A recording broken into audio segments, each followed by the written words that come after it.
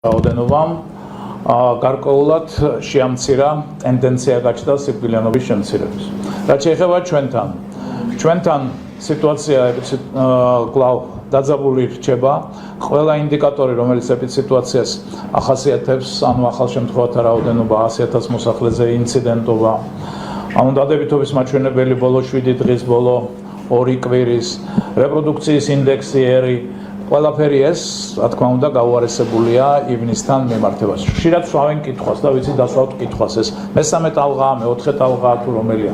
მესამე ტალღა ჩვენ გარკვეულად გადავიარეთ მაისის შუა რიცხვებში და დღევანდელი შემთხვევათა რიცხვი, რაც გვაქვს 2700-ის ფარგლებში და ბოლო დღეების განმავლობაში, ის უკვე სჭარბობს მესამე ტალღის პიკს, ანუ მაისის 17-ში რაც ჰქონდა. მოგესალმებით, რომ მაისის 17-დან იყო შემცირების ტენდენცია, რომელიც გაგრძელდა საკმაოდ კარგად, მაგრამ ის არ ჩამოსულა ისეთ დონეზე, რომელიც დამაკმაყოფილებელი შეიძლება ყოფილიყო, სადღაც 25 ივნისამდე და 25 ივნისიდან 26 ივნისიდან ისევ დაიწყო ზრდა.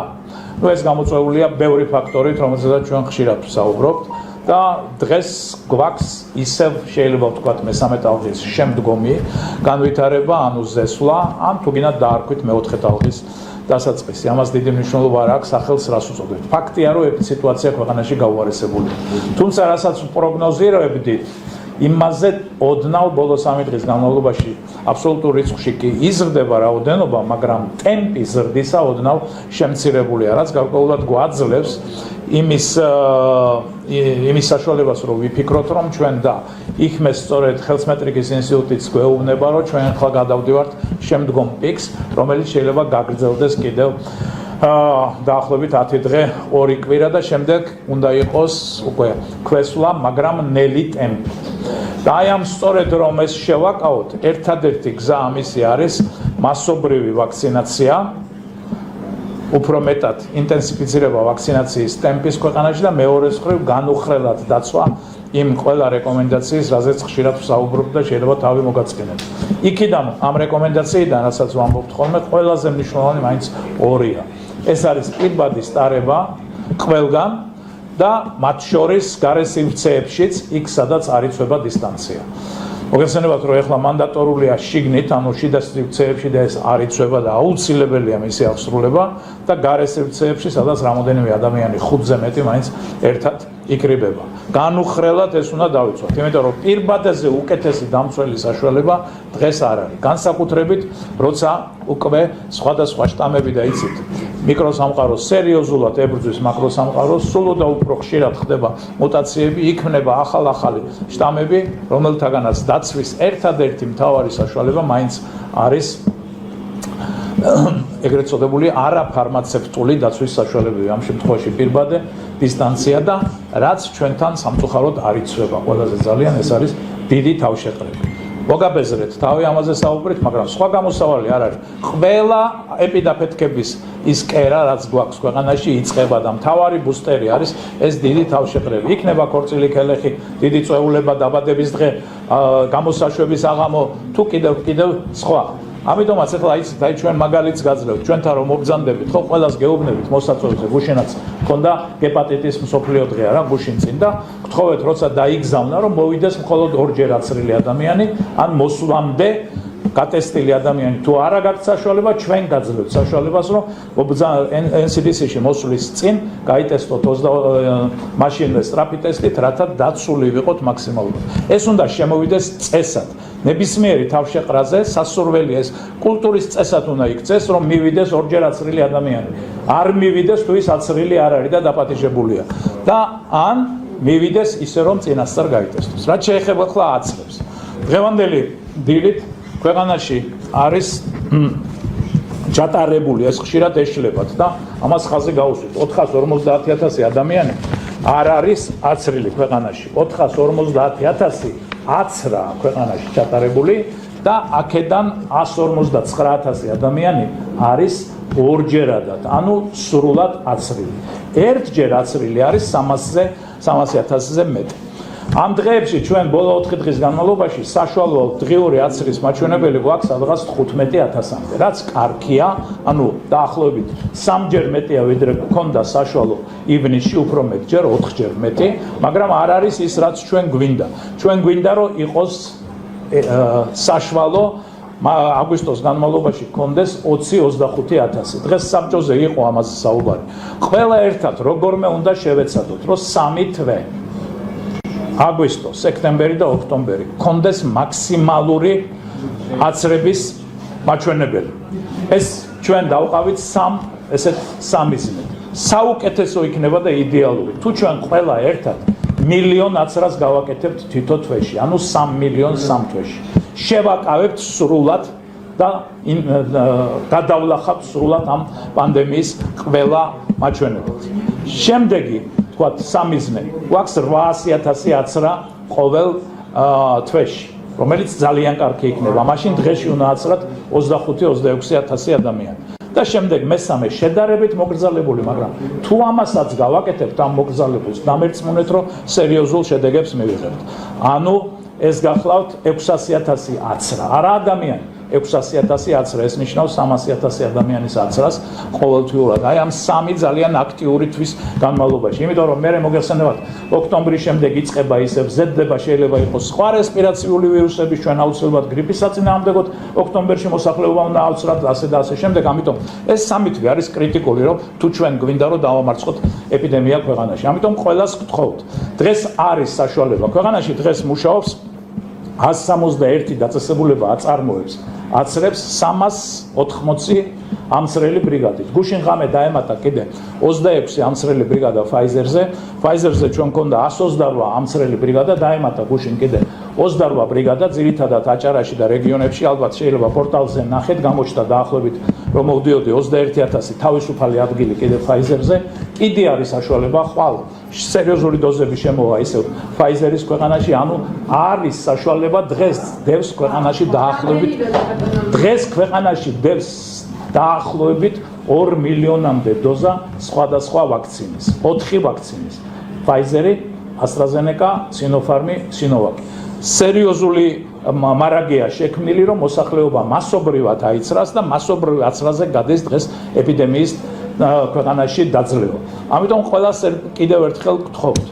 დღეს ბევრი გადაწყვეტილება იქნა მიღებული, Pfizer-ი იტყვის ამას ქალბატონი თამარი სტაციონარული დაწესებულებებიდან თანდათან გადავა დიდ ამბულატორიულ სივრცეებში, რომ უფრო მეტი ხელმისაწვდომობა იყოს, უფრო მეტად უნდა ჩაერთონ რაიონები და მუნიციპალიტეტები და სოფლის ექიმები ამ აცრის პროცესში. გაფართოვდება კიდე ქსელი, ჩვენ რომ გავიდეთ იმ მაჩვენებლებზე, რაც მე მოგახსენეთ, სულ მცირე გვინდა რომ 500 ბრიგადამდე ავიდეთ.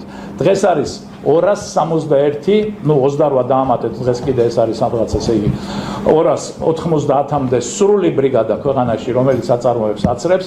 გადაიანგარიშეთ ეს 70-ზე გაამრავლეთ და ეს არის გამტარუნარიანობა დღევანდელი. ანუ სადღაც 20-22-23,000-ის ფარგლებში შეუძლიათ რომ მათ გაატარონ, რა თქმა უნდა, თუ მოსახლეობა იქნება მოტივირებული და მივიდა. ამიტომ მოგიწოდებთ ყველას დავიცვათ ის, რაც არსებობს რეკომენდაციები, უპირობოთ და მაქსიმალურად მივიდეთ ამცრელ კაბინეტებში.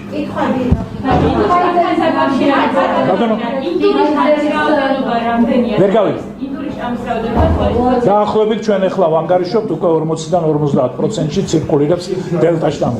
ორშერადად ვაქცინირებული გარდაცვლილის გამოგრეულად არ დასრულებულა, ამიტომ ჯერ ვერ გეტყვი.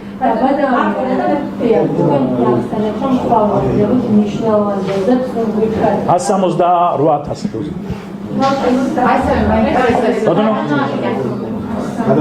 ეს არის უკვე იმითი ნაყიდი. გარდა იმისა, რომ უწოდებთ, აი განსაკუთრებით ბათუმში არის ცუდი სიტუაცია. ყოველდღურად მე პირადად ვიცი, რომ მინიმუმ 400 კაციანი ქორწინება. აი სხვა რა გამოსავალია იმისთვის, რომ შევეცროთ ეს. ერთი გამოსავალია კაცრი კონტროლი იმათ მიერ ვისაც ევალება და მეორე ჩვენი თვითშეგნება. რომ ამ დროს როცა ქვეყანაში დღესდილას 25 ადამიანი დაიღუპა COVID-ით, არ არის რა დრო მოვითმინოთ ცოტა ხანი. ბატონო, ადამიანები კონტროლი და განხილვის. ვისი? პირადად ადამიანების შექმნებით, რომელსაც გვეყნობით, თქვათ მაყოფილი. კმაყოფილი არასოდეს არაფრით შეიძლება არაფრით არ იქნება. ყოველთვის ჩვენ გვინდა მაქსიმუმი. და ამისკენ უნდა ვისწრაფოთ. რეგულაციების განკაცება ხომ არ იგეგმება? არ იგეგმება, არავითარი რეგულაციის გამკაცრება, იგეგმება ის, რომ აღსრულდეს რაც არის.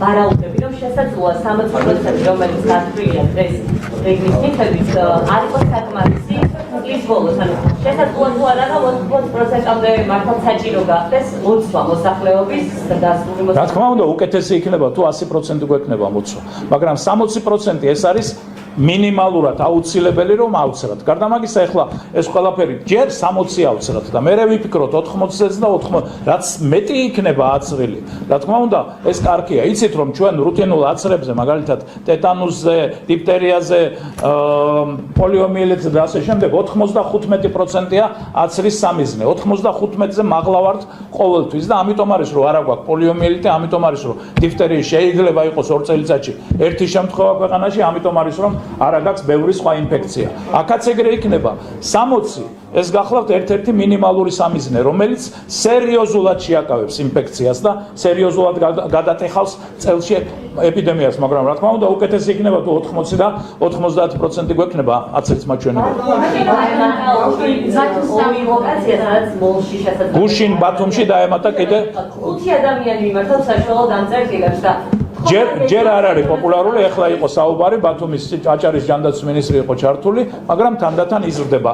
გუშინდელი დღევანდელი მონაცემები მოიყვანა, ანუ ადამიანები თანდათან ამას ეჩვევიან. გარდა ამისა, გუშინ Pfizer-ზე დაემატა აჭარაში კიდე ბათუმში 5 თუ 6 ბრიგადა, ანუ აჭარაში რადგან ბევრი ადამიანია, ეხლა ჩვენ იქ ვაფართოებთ მაქსიმალურად. ზოგადად ეხლა აჭარას საერთო აცრებში უჭირავს 13% თუ არ ვცდები, იცით, წამყვანი თბილისია 60% და თანდათან უფრო ფართოვდება აჭარაში.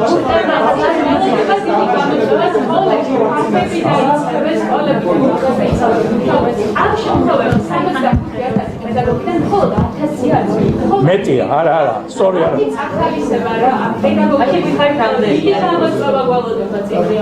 აუცილებელია მოუწოდეთ ხო ჩვენი სლოგანი უსაფრთხო სკოლები შემოდგომაზე.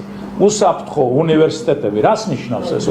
ეს ნიშნავს, რომ სკოლის მასწავლებელთა და არა მარტო მასწავლებელთა მანდატურები, დამხმარე პერსონალი, ვინც არიან სკოლებში, 60-70% აუცილებლად აცრილი უნდა იყოს. ისევე როგორც უნივერსიტეტებში სტუდენტები და პროფესორ-მასწავლებლები, 60-70%. თუ გვინდა რომ ვიყოთ უსაფრთხო, და ამაში გარკვეული იქნება, აი, მარათონის ის გააკეთოთ, რომელი დაწესებული ჩავერთობით NCDC. ჩვენთან 63-4%-ია უკვე აცრილი. ჩვენა გვაქვს მიზნად რომ აგვისტოს ბოლოს 90% NCDC-ის თანამშრომლები იყვნენ აცრილი. გააკეთეთ მარათონი, რომელიც ბატონო უნივერსიტეტების და სკოლების ადმინისტრაცია. მე არავის არ ვავალებ, მე არ მაქვს უფლება ვინმეს რამე დავავალებ. მე მხოლოდ მოუწოდებ. რამდენია ბატონო? არ მინდა შემეშალოს, გვაქვს ეს. და ახლა დღევანდელი მონაცემები და ზოგადი სიტუაციით შესაძლებელია და გავხმოდი რომ უსაფრთხო სკოლები დახვდება ბავშვებს თუ ისევ დისტანცია. ყველაფერი შესაძლებელია თუ მოვინდომეთ. თუ აგვისტოში ავცრით მილიონ აცრას გავაკეთებთ და ამას ჩვენ დავისახავთ მიზნად ყველა ერთად მილიონ აცრას. ხო? რა თქმა უნდა შესაძლებელია რომ 15 სექტემბერს შევხვდეთ უსაფრთხო სკოლით.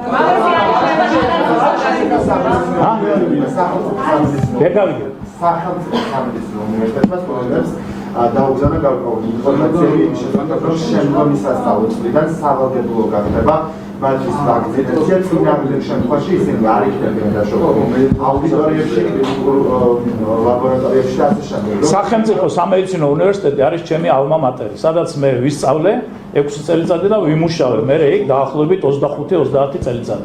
ეს არის ერთ-ერთი ყველაზე ჩემთვის და ჩვენი მოსახლეობისთვის ღირებული უმაღლესი. ამიტომ მიხარია რომ სამედიცინო უნივერსიტეტი გამოვიდა ამ ინიციატივით. მან მაგალითი მისცა სხვა დანარჩენ 30-40 უნივერსიტეტს ქვეყანაში რომ ეს უნდა გაკეთდეს.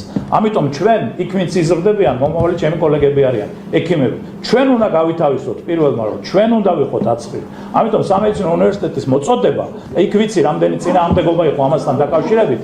ეს მოწოდება არის ძალიან ღირებული ღირსეული. გამიგეთ და ყველამ უნდა მიუბაძოთ მას. ვებინარი მაინც იქნება